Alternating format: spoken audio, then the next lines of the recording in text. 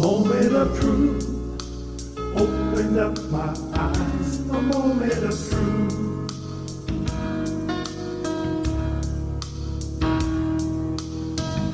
A moment of truth, like the sunrise. A moment of truth.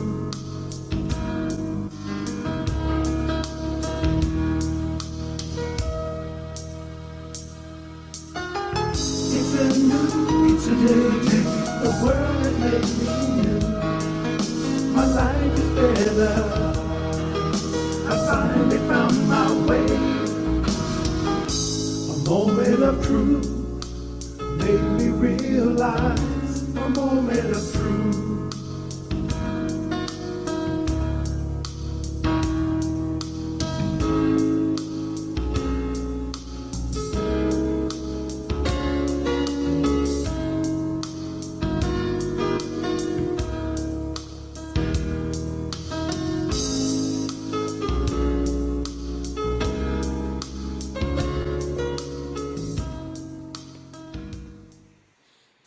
Well, good evening, good evening, good evening. Welcome to the Moment of Truth. This is Live at 5 with your host, Dr. Harold G. Dacus Jr.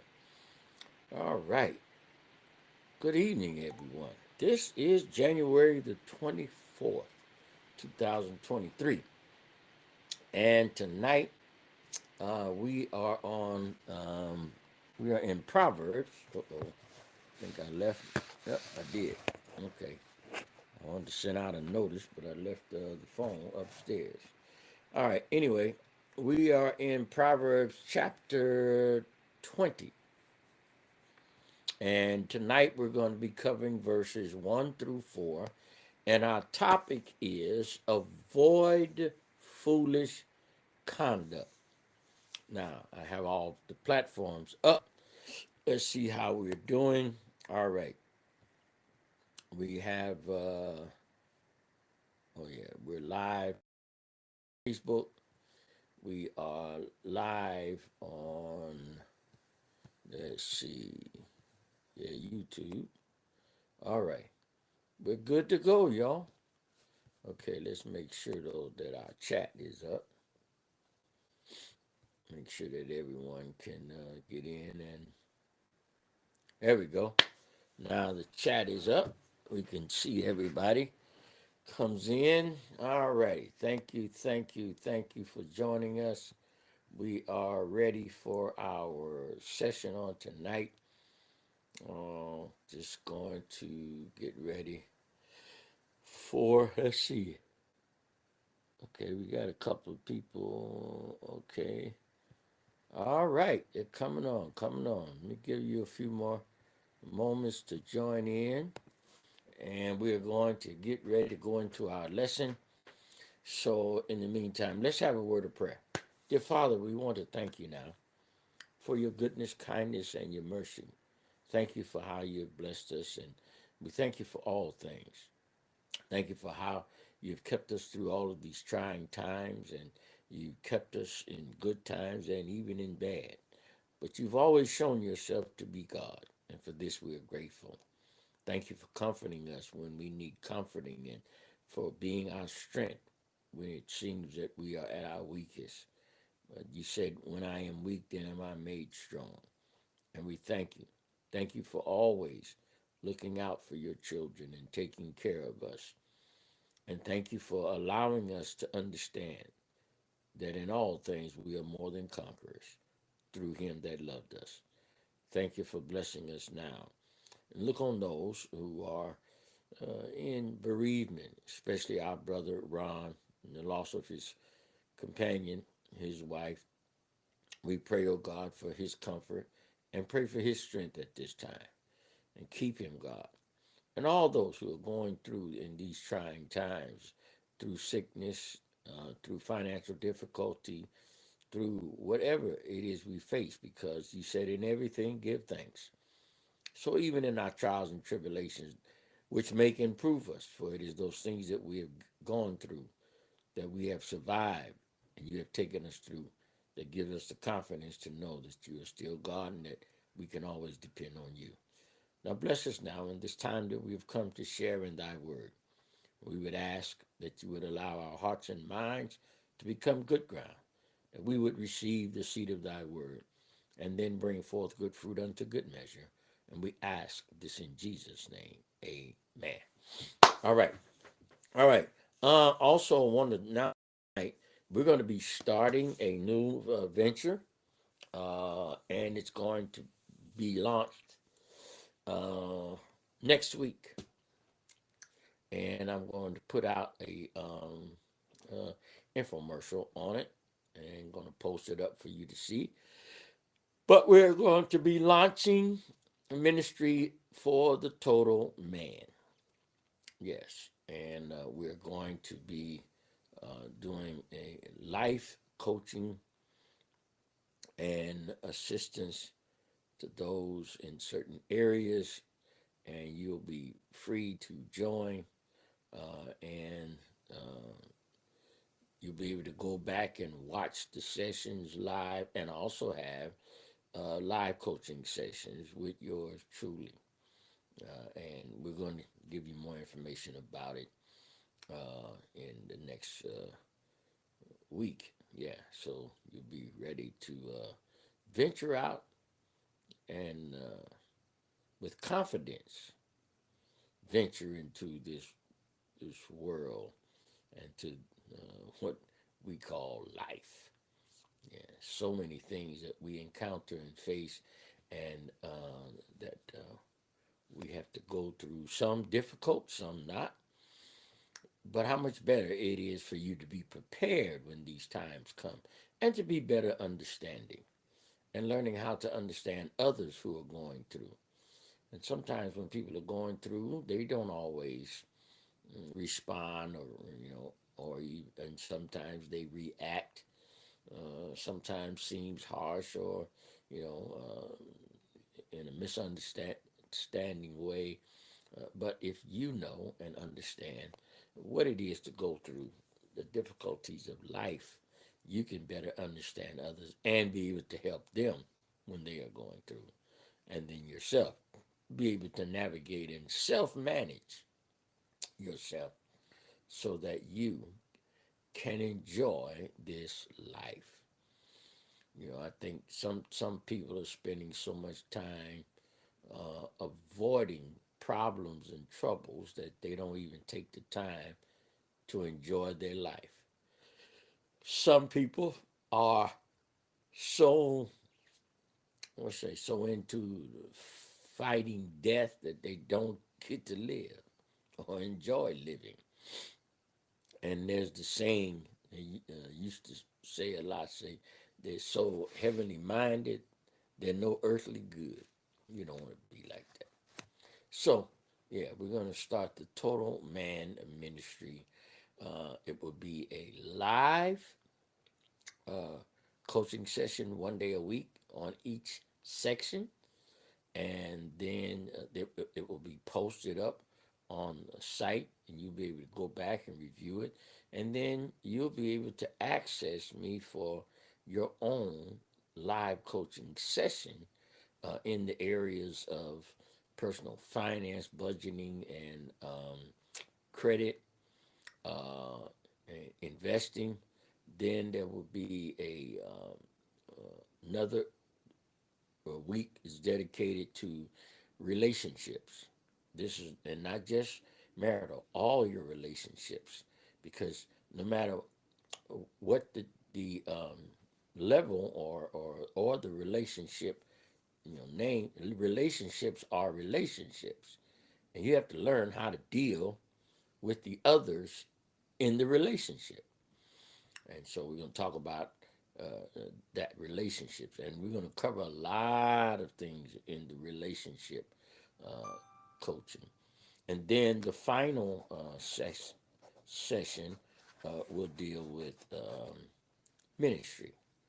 If you're a believer, you're born again, baptized by the water and the Spirit, you are in ministry, and you need to know how to handle yourself in ministry. So we're going to talk about ethics. We're going to talk about basic systematic theology. We're going to talk about how to prepare to teach or preach. And we're also going to talk about ethics.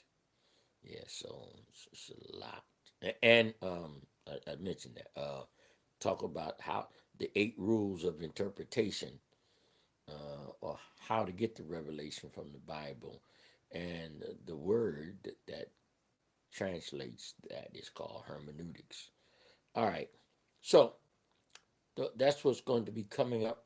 And it will be in addition to the live at 5. It will be a separate session, and it will be one day a week, and will be on the same time every week on that day of the week. So I haven't yet worked out exactly which day I'm going to do.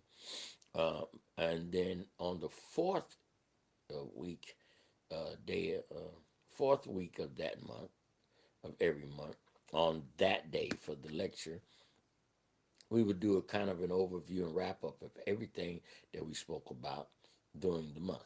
But you have assignments and aids and stuff to help you to navigate through, and to better equip yourself for life. All right. All right. Now let's get into our lesson for tonight. Proverbs chapter 20 and verses 1 through 4. Let's read them. Wine is a mocker, strong drink is raging, and whosoever is deceived thereby is not wise. The fear of a king is as the roaring of a lion. Whoso provoketh him to anger sinneth against his own soul. It is an honor for a man to cease from strife, but every fool manly. The sluggard will not plow by reason of the cold. Therefore shall he beg in harvest and have nothing. Wow, a powerful entry to this chapter. Um, and we're talking about avoid foolish conduct. Mm. Think about this.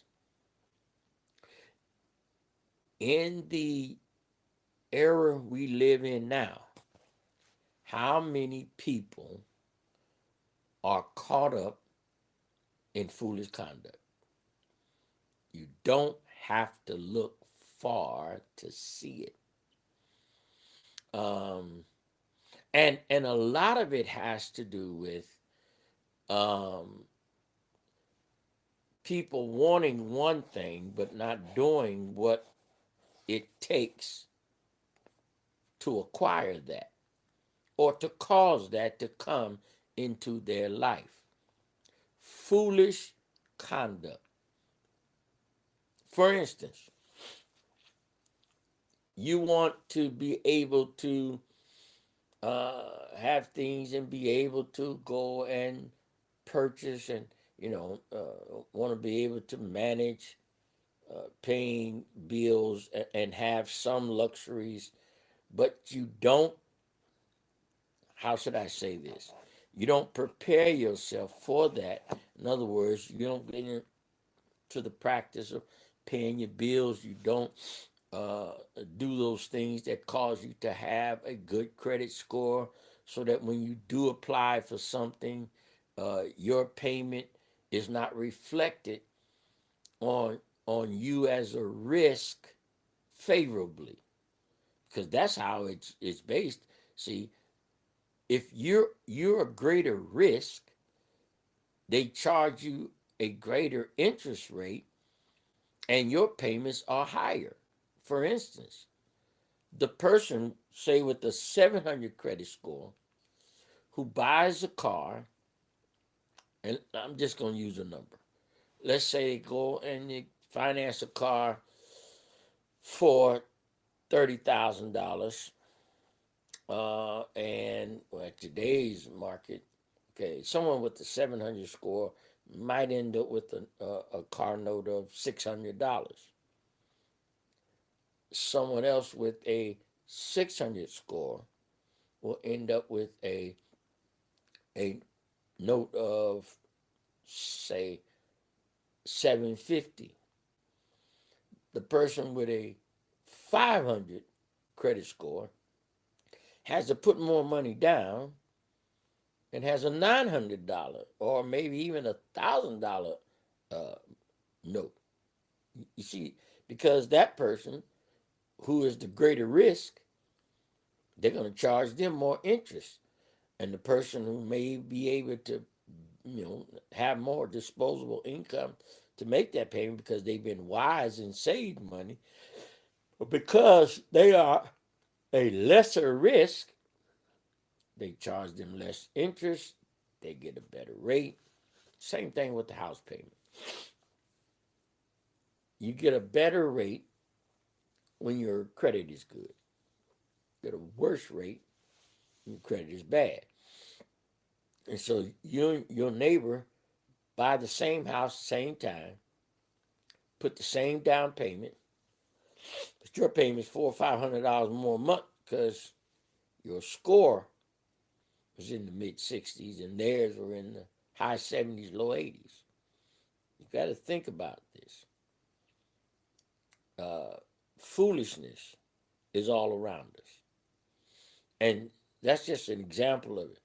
The foolishness is to expect to be able to maneuver and just to go and purchase when you have not created a good track record of paying your bills. It's foolish. What else is foolish? Foolish for people to think that they're entitled to something they haven't earned. For instance, um, we live an era now where women want all of the benefits of being taken care of, but want to contribute nothing to their living or even to their household. They don't want to cook. They don't want to clean. They don't want to wash clothes. They want a nanny, but they expect to live like the one percenters, but they do nothing at all to generate the income or to help maintain that household, and think that just because they are who they are, and it had nothing to do with looks or anything else, just because they're a woman, that they are entitled to being taken care of. Well, first of all, think about this. Those who have the ability to finance that kind of a lifestyle are limited. And if they are limited, that means they are very, or should be very choosy about who it is, excuse me, that they join themselves with. And nowadays, with all of the stuff that's going on and all of the schemes and gimmicks that, especially, and this is just the way it is, that women are doing to entrap men or to get, as they say, get the bag, and thinking they're entitled to the princess lifestyle or the livers or the queen lifestyle. And remember, you can't be a queen unless you what? Married to a king. Remember that. That's something key there. It's foolish to think that you're going to be a queen, but you won't allow your king to be a king. See, though that's foolish conduct. It's some of the things that we're going to talk about too in the relationship. And in the first example, we'll talk about that in the budgeting. And then as a, let's talk about that foolish conduct as being a child of God. You can't just act any kind of way and expect to have the favor of God in your on your life when you don't act like you're a child of God. See, there's this thing called unreasonable expectations. People live unreasonably. And fools participate in a lot of excessive behavior. Yeah. And there is an excess of foolish behavior going on in the world today. You don't have to go far to find it. And now, with the advent of social media, there is so much going on, so much foolish behavior, so many people who are, what's the word I'm looking for? There are so many people who are, come on now, having expectations of things that they're not willing to contribute to, nor willing to work toward. And they are not, how should I say, doing those things that cause what they want to come to them. Yeah, you got to have good behavior. You have to be reasonable in your expectations. Now, uh, if your income will only afford a certain level of lifestyle, it's unreasonable for you to expect a lifestyle above the ability of you or you and your spouse to maintain or to even acquire. If you want to be responsible for the major things, and then you should be willing to accept that your lifestyle of living then must be commensurate with his level of income earning. If he only earns 40,000 a year, you're gonna live a 40,000 a year lifestyle. You can't live a $500,000 a year lifestyle on a $40,000 a year income. It's unreasonable. And you can't just go and spend frivolously and be foolish and expect certain things a certain way. Or, and you know how people say, "What I deserve." Well, you may feel like you deserve, but what makes you deserve it? See, and there is so much foolish behavior. Look at these. Um, I've been doing a lot of research on the behavior of people and what they're expecting, and then how does that line up with their behavior? There's a thing now that, what do they have? Everyone now wants to be a social media model. They have Instagram models, TikTok models. What's the other one? OnlyFans is one of the ones that a lot of them, and that's when they're going a little bit well, they're extreme on Instagram and TikTok. But the Facebook, I mean, what is not Facebook, but OnlyFans is they get really ridiculous. And why is it that a woman would expose herself that should be private for her husband to all the world and then complain about where is her husband? Why hasn't he come to rescue her from this? Well, first of all, when you present yourself uh, in the let me when you frame and present yourself on a level of uh, a woman who is putting herself out only for pleasure, why would a man then take you serious for a marital relationship? Those men that are, and see, and they're the fault too, because they are creating the motivation for these women to do what they're doing because they're paying to see all this. Listen, we don't. You don't need to have and X-rated site, the stuff that they do now, which is publicly accessed, at one time was considered pornographic. Yeah. I mean, it's a shame the way some of these women will unveil the things that should be private for their husbands to the public and think it's okay. Now, you want to dress and look like a hooker, but want a man to respect you as a potential wife.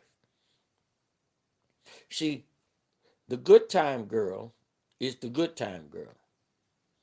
And the good time girl will not be introduced to mama. So she has no hope of ever even being considered a wife, generally speaking. Maybe a rare occasion that one makes it, but that's not the norm.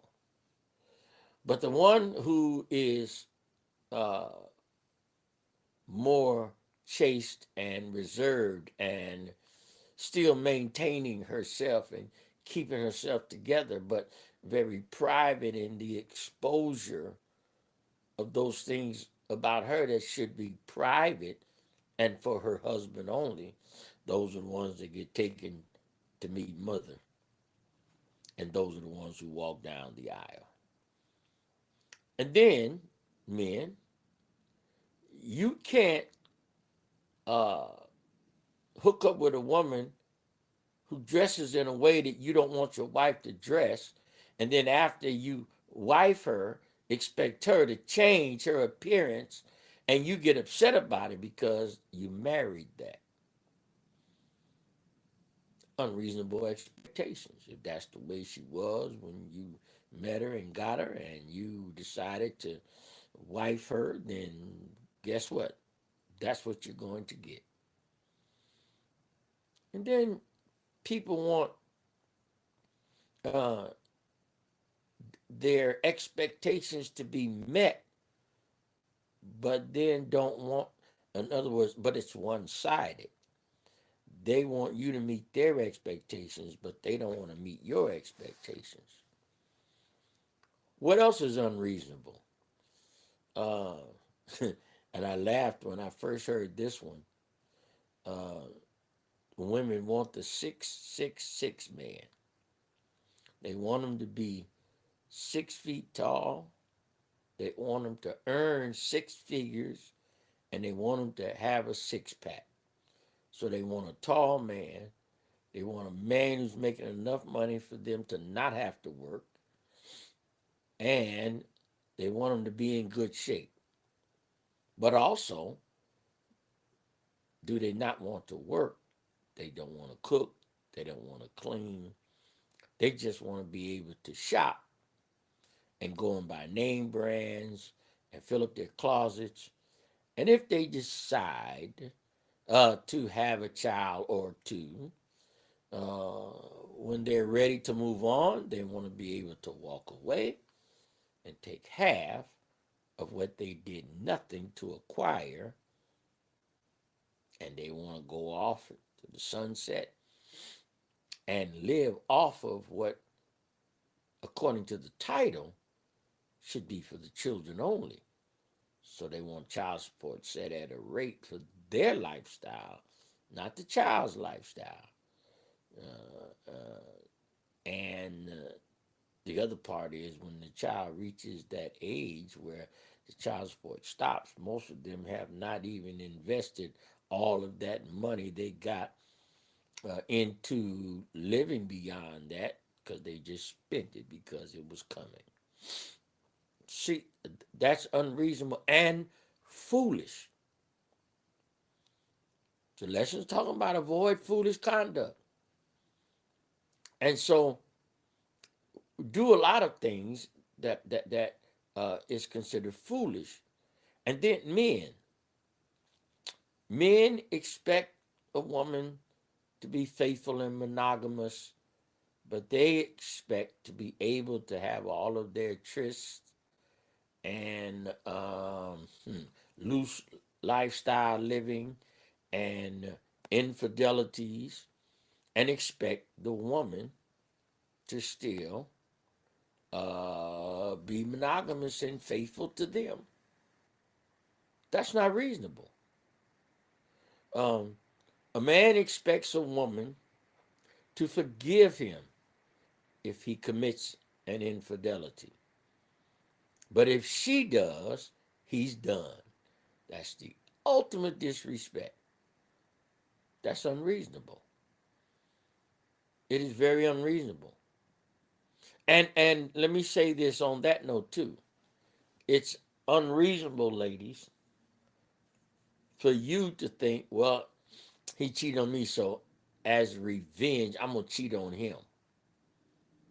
And that makes it okay. You heard the term, two wrongs don't make a right. Doesn't make it right for you to do it because he did it, and vice versa. Doesn't make it right for you to do it because she did it. It's wrong. Your vows are to each other. And part of one of the lines in that vows is to him only, or and to her only. See, have to remember this is a two-way relationship.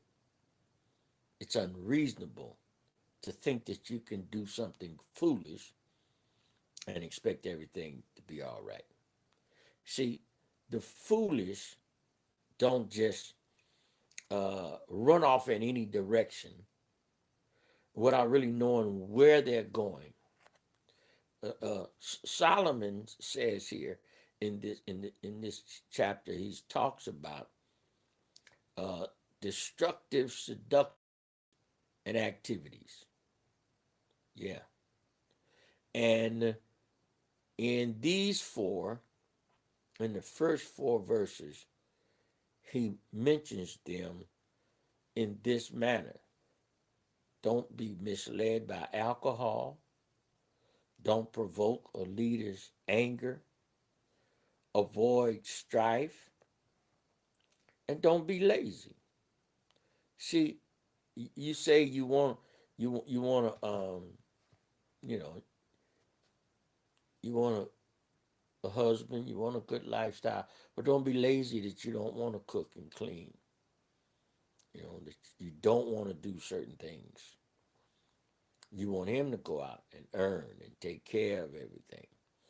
And let's say that uh, he's making a good income, but you want more, but his income is not at that place for you to acquire it. Then what is wrong with you going out earning a little more to help acquire that?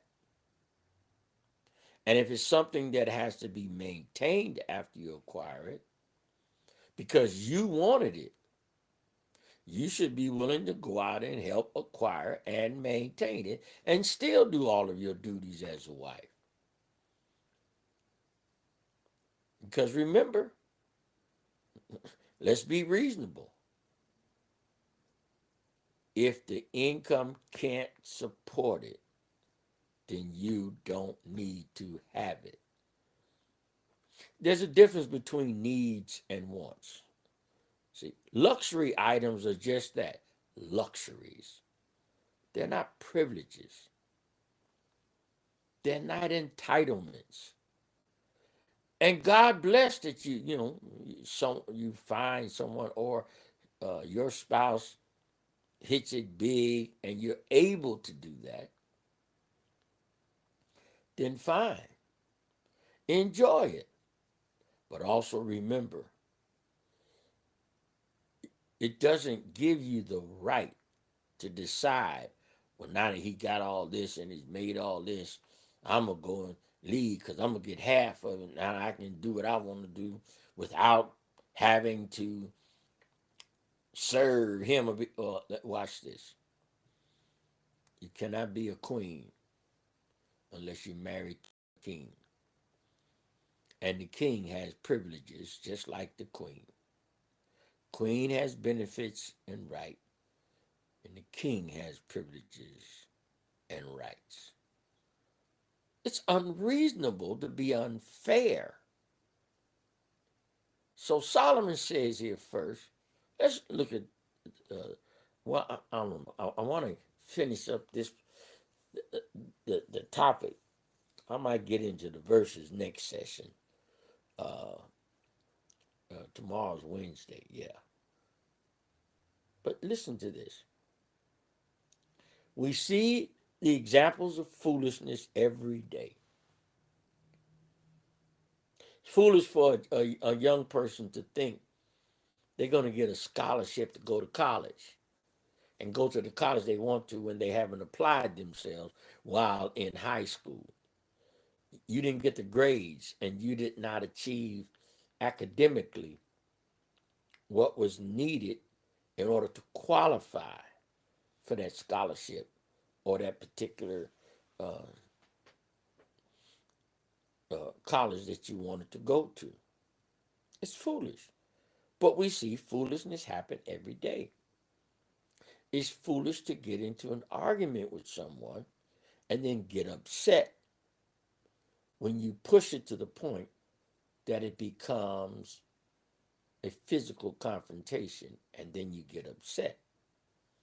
It's foolish to keep edging something on. See, one of the things says don't make provoke a leader's anger, but that other one is avoiding strife. Only fools start arguments. We get into stuff sometimes unnecessarily, all because of our approach. All because our approach. Um, if you continue down foolish paths, you're going to encounter foolishness. The wise, though, go into the directions that avoid foolishness. See, you can't keep going to places where there is trouble and getting upset when you run into the trouble. I knew I shouldn't have went there. I knew I shouldn't have done it. I knew I shouldn't have said it. See, those are statements of admission of foolishness. If you knew better, why did you do it? Why? See, we talked about this a couple of weeks ago. Wisdom is simply doing what is sensible. And when you do what doesn't make sense, then it doesn't make sense for you to expect good to come out of it. Doesn't make sense. It is not sensible to commit bad behavior, to make bad choices, to come to bad decisions and commit bad actions and then expect good outcomes. I told a lady last week, I don't believe in luck. I believe in God and Jesus. And I believe that your outcomes are determined by your decisions. Yeah, that's what I believe. It's dictated by your decisions, your choices, your actions. Don't say something foolish and then get surprised at the reaction to you saying what you know you shouldn't have said. As a matter of fact, you shouldn't have even thought it. Avoid foolish conduct. Avoid it. Why you always want to get up in somebody's face and talk tough?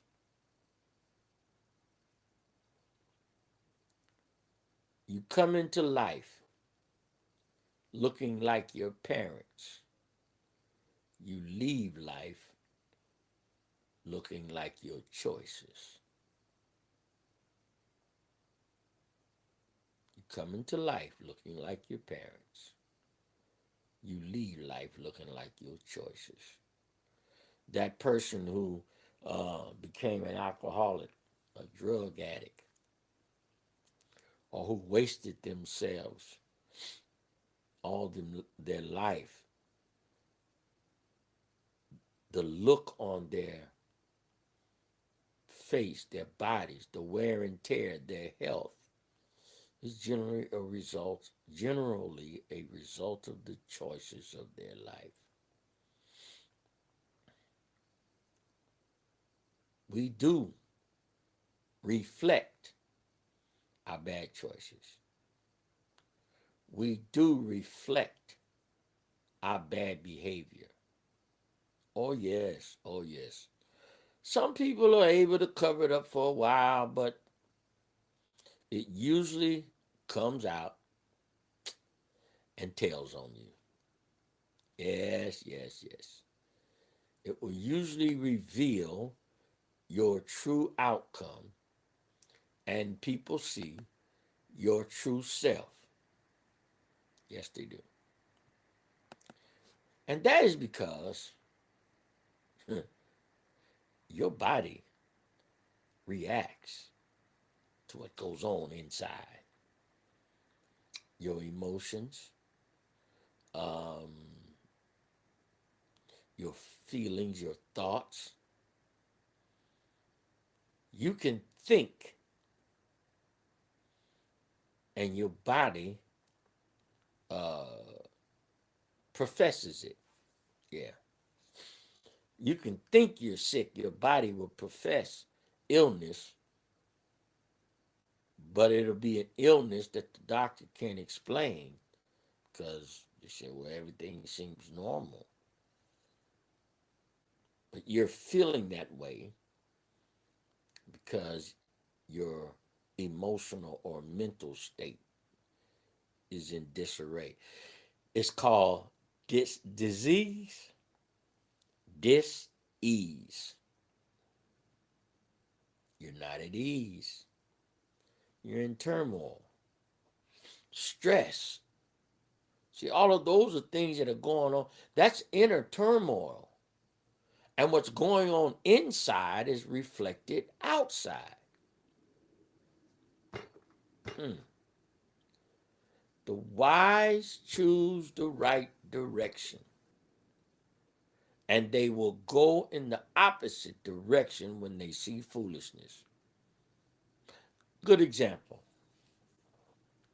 Last evening, I was on my way in from work, and I called my wife and asked her if she wanted something from this fish place she likes. And because I was close by there, she didn't want anything. So I stopped to get something. And Brian and I were there. We ordered our food. We come out, we got in my work truck. I started the truck up, and then I started hearing gunshots. I heard three different pistols. I could tell by the sound they were different. Now, I didn't move because I said it's foolish to go in the direction I hear the gunshots. And then when the shots stopped, I saw people or vehicles, heard the squealing of tires and different cars running in different directions. So I says, I'm going to wait till they decide where they're going, and I'm going the opposite direction. Why? That might not have been the end of the shooting. Well, this is where you have to be in life. You don't run to trouble. You run away from trouble. You don't run to foolishness. You run away from foolishness. Because if you see foolishness, you see destructive behavior, you see seduction, and you see evil activities, avoid them. Don't go to the places where they're doing stuff you don't do. Don't go to the places where temptation is if you know you have a weakness to certain things.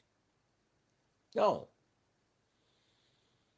Solomon starts off this chapter saying just that be aware of these four particular things that you must avoid because they represent foolishness, they represent destructive behavior and activities and traps, seductive traps and trouble that you need to avoid. Again, let me make it real clear. When you say, I know I shouldn't have done it, I know I shouldn't have said it, I know I shouldn't have went there, I shouldn't have been there, you just admitted to making foolish decisions, participating in foolish behavior, foolish choices, being in foolish places. You just admitted it to yourself. How often have you said that and thought of it, though, in that context? If I know I shouldn't have said it, why did I say it? If I know I shouldn't have done it, why did I do it? If I know I shouldn't have been there, why did I go? If I know I shouldn't have done that, why did I do it?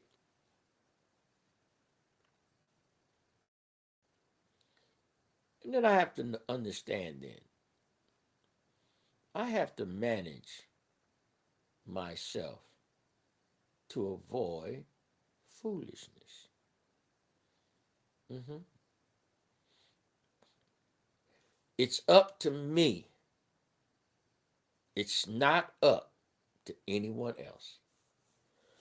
That choice to avoid foolish behavior, to ensure that I don't end up with foolish results and outcomes, that is up to me to manage and control. No one else. And it is wrong for me to blame.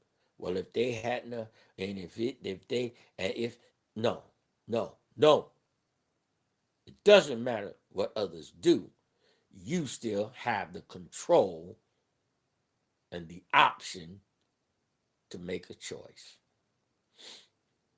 You can choose not to be there. You can choose not to be involved. You can choose not to say that. You can choose not to go there. See, if you choose not to go there, you don't have to even worry about choosing to be there or not. You did that when you chose not to go there.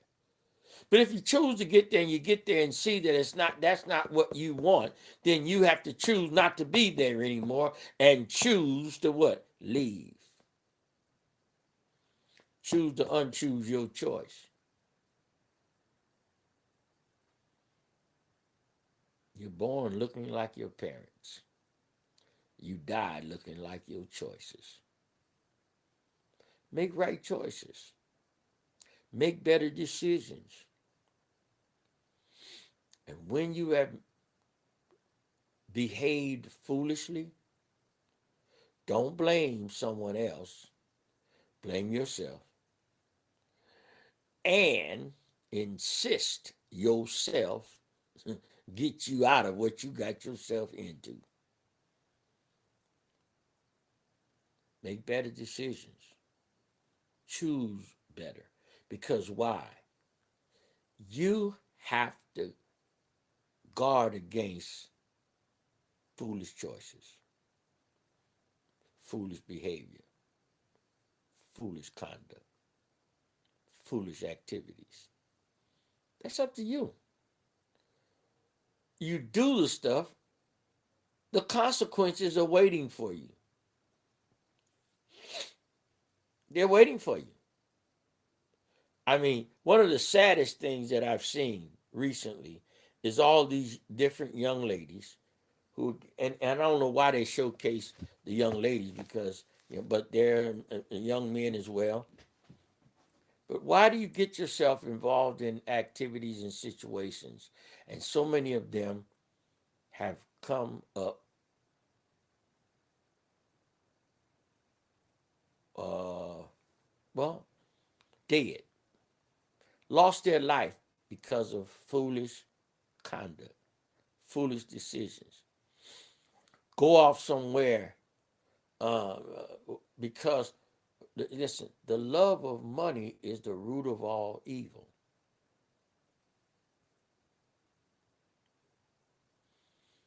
And because they're after the bag and will do anything for the bag, they end up a lot of times being humiliated, being embarrassed, and sometimes losing their life. It is so sad the number of young ladies who have gotten themselves in terrible situations and some deadly, all because they were trying to get some money, get the bag. It's not worth your life. And what about those young ladies who are, um, how about this? I still would call it prostituting themselves because some of them are just selling their photos and pictures and doing videos and selling them, and people are paying. But after a few years, and most of them do not take the money they make and invest it well, they spend it. And then they get to the place where their bodies no longer look like they did, and they're getting no more the attention they were getting before because guess what? The older they get, the less appeal they have, and so many people have seen them. They're looking for the new ones, so the younger ones are taking the attention and also their money, the money they were making. And then they want to settle down, but they have this reputation now. And even if, let's say, they were just pictorial prostitutes, the mindset of most men that see them don't believe that because why? A lot of these girls get into that lifestyle because they want to keep making the money, and the money starts waning away, and they have to go into this now activity and go out and intermingle with these men to fulfill the man's fantasy who's willing to pay you for that time. But some of them run into some sicko and they end up losing their life. Foolish. Foolish. Can't squander your money as a young man and then get up ready to want to do some things in life, but you all you did was waste your money and go out and party and go to all these expensive places that you really couldn't afford. Didn't save any money. Now you want to settle down. You have no money for down payment for a house. You don't have any money for down payment for a car. You might be making enough money to make the payments, but you haven't saved up any money because you've been living foolishly. And women, stop telling a man that he got to take you out someplace fancy, on a first date, or you all are getting to know each other and talking about, well, I don't want to go for no walk or on no coffee date or lunch date. You got to take me to a 5-star restaurant. No, it's foolish for a man to spend that kind of money to check out potentials. No. Matter of fact, tell you what, come go to church with me. That's what he should be telling you. Let's see how your relationship with God is first before I decide about a relationship with you. And young ladies, yeah, you should be doing the same. Invite him to church. See what his relationship with God is like. Stop making all these foolish choices and expecting good outcomes. Foolishness breeds foolishness. If you plant the seed, that's the harvest you can expect. Solomon's going to get into that and talk about alcohol and anger and strife, people who argue, You got to start making better choices and conduct yourself in a manner that you are not participating in bad behavior and making foolish decisions and expecting good outcomes. It's not going to happen. That's our lesson for tonight. I hope you all enjoyed that. We got to do better. We got to do better. Jesus come that we might have life and have it more abundantly. You can't have an abundant life making foolish decisions. Not going to work. All right, that's our time for this evening. I pray that you all have a wonderful, wonderful rest of your evening. And remember, to all of our regulars, pray for Brother Ron Everett. His wife passed away a week ago Sunday, and I apologize for not sending the text out earlier to you all. But I've been in constant contact with him. Pray for him. Losing anyone is painful, but to lose your spouse, and especially one you've been taking care of, it's very heartbreaking and devastating. So pray for his strength and pray one for the other. And remember, God loves you and I love you. Not a thing you can do about it. You go and be blessed in the name of the Lord Jesus. God bless you.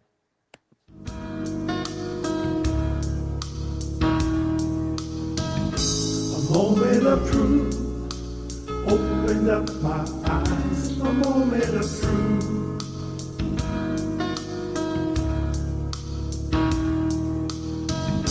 A moment of truth, like the sunrise. A moment of truth.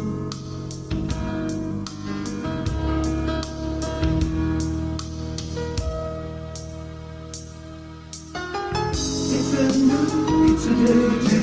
The world has made me new. My life is better. I finally found my way. A moment of truth made me realize. A moment